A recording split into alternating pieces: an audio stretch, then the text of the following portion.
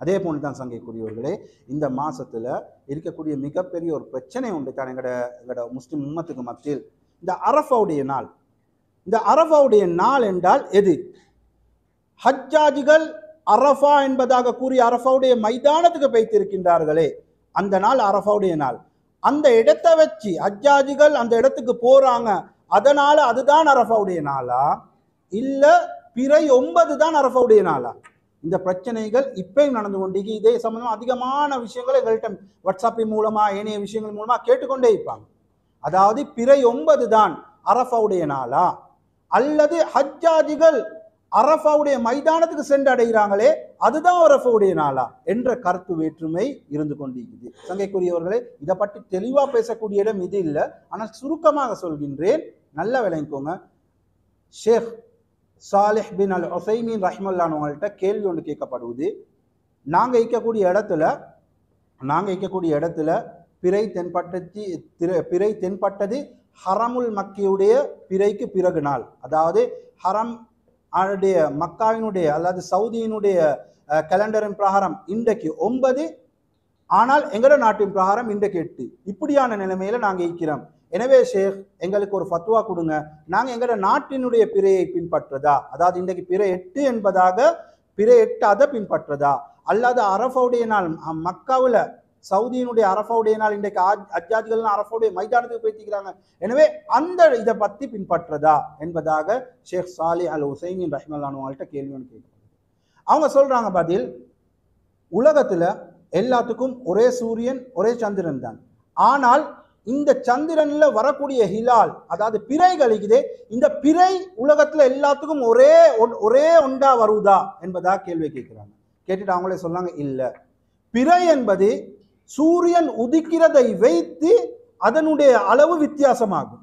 அதாவது எந்த இடத்துல சூரியன் நேரத்தோட உரிக்குதோ அந்த இடத்துல சூரியன் நேரத்தோட மறையும். எனவே பிறை அவர்களுக்கு நேரத்தோட தென்படக்கூடியதாய்க்கும். இன்னும் சில இடங்கள்ல சூரியன் லேட்டாவி உதிக்கும், அதனால அங்க பிறை, அதாவது சூரியன் எங்களுக்கு இன்றைக்கு நாங்க சும்மா சாதாரணமா பார்த்தோம் என்றால் ஸ்ரீலங்கா, இந்தியா, சவுதி எடுத்துக்கொண்டால் கிட்டத்தட்ட 2.5 மணித்தியாலும் வித்தியாசம் இருக்குது.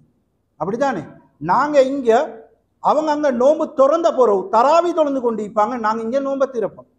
யாராவது சவுதியுடைய பிரகாரம் தான் நாங்க இதாக்குவோம் என்று சொன்னால் அவங்க என்ன செய்யணும்? அங்க தராவி தொழுவு எல்லாம் முடியும் வரைக்கும் இங்க வெயிட் பண்ணி கொண்டிருக்கணும். இல்ல, பிறைகளினுடைய அந்த வரக்கூடிய விடயம் இருக்குது, இது சூரியனுடைய உதிப்பை வைத்து வித்தியாசமாகக்கூடியதாக்குது. எனவே அவங்க ஃபத்வாவாக சொல்றாங்க, நீங்க இடத்தை வைத்து, பெரிய விஷயம் இது சுருக்கமாக நான் சொல்றேன், நீங்கள் இடத்தை வைத்து பிறைகளை கணக்கெடுக்கவான மாற்றமாக நாட்களை வைத்து, உங்களுடைய காலங்களை வைத்து, உங்களுடைய ஊரினுடைய நிலைமைகளை வைத்து பிறைகளை கணக்கெடுங்கள். அப்படி என்றால் என்னது?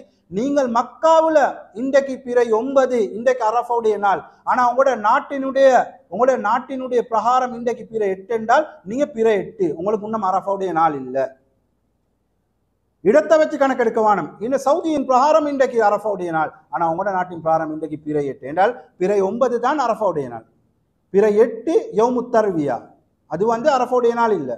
எனவே சுருக்கமா அவங்க சொல்லிட்டாங்க, காலங்களை வைத்து நேரங்களை வைத்து நீங்கள் உங்களுடைய பிறைகளை முடிவு செய்து கொள்ளுங்களே ஒழிய அப்படி இல்லாம இடங்களை வைத்து முடிவு செய்து கொள்ள வானம் என்பதாக சொல்றாங்க. ஒருத்தருக்கு ஒரு கேள்வி ஒன்று வரும், அப்ப அரஃபாவுடைய நாள் ஹஜ்ஜாஜிகள் எல்லாம் ஒன்று சேர்றாங்க ஒரு இடத்துல, அப்ப அந்த நாள்ல எங்கட நாட்டுல அரஃபாவுடைய நாள்ல பிறை 8, அது ஒரு கில்ட்டி ஃபீலிங் மாதிரி ஒரு கவலை. அப்ப ஒருவேளை சரியா தான் இருந்தாலும் ஃபத்வா கொடுக்கப்பட்டபடி சரியாக தான் இருந்தாலும் அப்ப எனக்கு இன்றைக்கு அரஃபாவுடைய நாள் இல்லாதது ஒரு கில்ட்டி ஃபீலிங் மாதிரி விளங்குதே என்ற விடயம் இருந்தால் நல்லா விளங்கிக்கோங்க, நீங்க ஒன்றுமே செய்ய தேவையில்லை.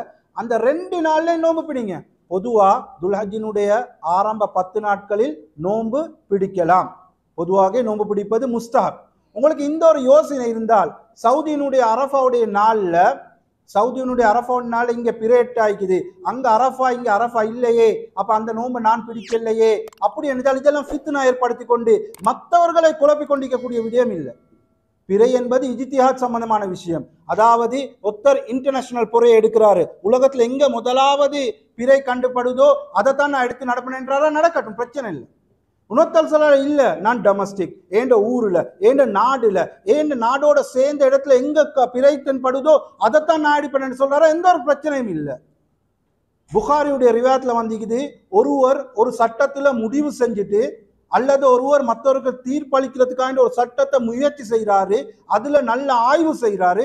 அந்த ஆய்வு செஞ்ச பிறகு அவர் எடுக்கிறார் ஒரு முடிவு.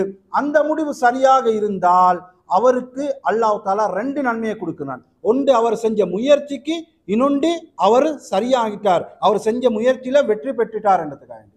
அதே நேரத்தில் நபி ஸல்லல்லாஹு அலைஹி வஸல்லம் சொன்னாங்க, இன்னொருத்தர் ஒரு விஷயத்துல முயற்சி செய்கிறாரு, அவர் ஒரு முடிவை எடுக்கிறாரு, அந்த எடுத்த முடிவு பிழையாவினால் சொல்லல நபி அவங்க இவருக்கு நரகம், இவருக்கு பாவம், இவருக்கு நன்மை கிடைக்கான்னு சொல்ல மாட்டமாக நபி அவங்க சொன்னாங்க, ஃபலஹு அஜ்ருன் வாஹித், அவருக்கு ஒரு நன்மை கிடைக்கும். ஏனென்றால் அவர் முயற்சி செஞ்சாரு, ஒரு சட்டத்தை விளங்குறதுக்காக வேண்டி இஜ்திஹாத் செஞ்சு முயற்சி செஞ்சாரு, அதுக்காக வேண்டி ஒரு நன்மை கொடுக்கப்படும். ஆனால் அவருக்கு நரகம் என்றது ஒன்று இல்லை. ஏன்? முயற்சி செஞ்சதுக்காக வேண்டி. சரியாக இல்லை, முயற்சி செஞ்சதுக்கு ஒரு நன்மை கொடுக்கப்படும் என்பதாக சொன்னாங்க. எனவே சங்கைக்குரியவர்களே, அந்த சட்டத்தில் அந்த ஹதீஸ்க்கு கீழால வரக்கூடிய விடயம் தான் இந்த புற பார்க்குற விஷயம். யார் இன்டர்நேஷனல் புற வேணுமோ, சர்வதேச புற வேணுமோ, அவங்க அதை எடுத்துக்கொள்ளட்டும். யார் தன்னுடைய நாடு, தன்னுடைய நாட்டுக்கு சூழல் உள்ள சட்டத்தின் பிரகாரம் அவங்க சொல்ற பிற எடுக்க விருப்பமே எடுக்கட்டும். இது ஃபித்னா பண்ணிக்கொள்ள விடயம் இல்லை. யாராவது விரும்புகின்றீங்களா, சவுதியினுடைய அரஃபாவுடைய நாள்ல அந்த நோம்பை பிடிங்க. நீங்க இருக்கிறீங்க ஸ்ரீலங்கா, இந்தியாவில் உங்களுக்கு பிற 8 இருந்தால் எந்த ஒரு பிரச்சனையும் இல்லை, பிடிங்க நீங்க நோம்பை. அந்த நாளும் நோம்பை பிடிங்க, அந்த நாளும் அரஃபாவுடைய நாள். ஏன்றால் இந்த 10 நாளிலும் நீங்க எந்த அமல் செஞ்சாலும் அது அல்லாஹ்வுக்கு விருப்பமான அமல். நீங்க சொல்ற சுபான் அல்லாஹ் அல்லாஹ்வுக்கு விருப்பம், நீங்க சொல்லக்கூடிய அல்லாஹ் அக்பர் அல்லாஹ்வுக்கு விருப்பம், நீங்க சொல்லக்கூடிய லா இலாஹ இல்லல்லாஹ் என்று சொல்லக்கூடியது அல்லாஹ்வுக்கு விருப்பம், அல்லாஹு அக்பர் லா இலாஹ இல்லல்லாஹ் தக்பீர் கூறுறீங்க, அதுவும் அல்லாஹ்வுக்கு விருப்பம். அப்படி எப்படி ஒரு நோன்பு அல்லாஹ்வுக்கு விருப்பமாக இல்லாம ஆகுமா? ஆகும். அப்ப நாங்க என்ன செஞ்சு கொள்ளணும்? அப்படி ஒரு பிரச்சனை வந்தா மற்றவங்களையும் கொலை கொண்டு இதா பாரு சவுதியில பாரு, சவுதியில இன்றைக்கு அரஃபா, நாங்க இன்றைக்கு அரஃபா எல்லாம் மடையர்கள், இது இப்படி எடுக்கிறியா? அரஃபா என்று சொல்ற சவுதியினுடைய எல்லாம் அஜாஜிகளும் அரஃபா அழைக்கிறாங்களே, இதுதான் அரஃபா, வாங்க இன்றைக்கு நாங்க நோம்பு பிடிப்போம், நீங்க எல்லாம் அப்படி செஞ்சிருவாங்க. மற்றவங்களை குழப்பவான, மற்றவங்களை குழப்பாம மற்றவங்களுக்கு மத்தியில ஃபித்னாக்கள் ஏற்படுத்தி மக்களுக்கு மத்தியில இன்றைக்கு எங்களோட உம்மத் பிரிஞ்சிக்கக்கூடிய மிகப்பெரிய காரணம் என்ன தெரியுமா? இன்றைக்கு உம்மத் உள்ளத்தால பிரிஞ்சிக்க, அவன் அந்த கொள்கை, இவன் இந்த கொள்கை, அவன் அவனை பின்பற்ற, இவன் இவனை பின்பற்ற, நான் குர்ஆன் ஹதீஸை எடுக்கிறேன், நான் இதை மட்டும்தான் எடுப்பேன். என்னவோ ஒரு குரூப் குர்ஆன் ஹதீஸை மட்டும் எடுத்துன்னு மற்றவங்க எல்லாத்தையும் பைபிள் எடுத்து நடக்கிற மாதிரி தான் எங்களோட உம்மத் இன்றைக்கு பிரிஞ்சிக்கு. 2 பேருமே குர்ஆன் ஹதீஸை தான் எடுக்கிறாங்க, ஆனால் கருத்து வேற்றுமை, சாபாக்களுக்கு மத்தியில கருத்து வேற்றுமைக்கு இந்த பிறை பார்க்கக்கூடிய விஷயம் தானே. இதிலேயே தற்காலத்துல வாழ்ந்த இமாமார்களாகிய பின் பாஸ் ரஹிமஹுல்லாஹ்வாங்களும் இப்னு உஸைமீன் ரஹிமஹுல்லாஹ், இவங்க 2 பேருக்கு மத்தியில கருத்து வேற்றுமைக்கு பின் பாஸ் ரஹிமஹுல்லாஹ்வாங்க சொல்றாங்க, அதாவது அரஃபாவுடைய நாள் என்றது இன்றைக்கு அரஃபாவுடைய நாளாக இருந்தால் முழு உலகத்திலையும் இன்றைக்கு தான் அரஃபாவுடைய நாள் என்ற கருத்தில் அவங்க இருக்கிறாங்க.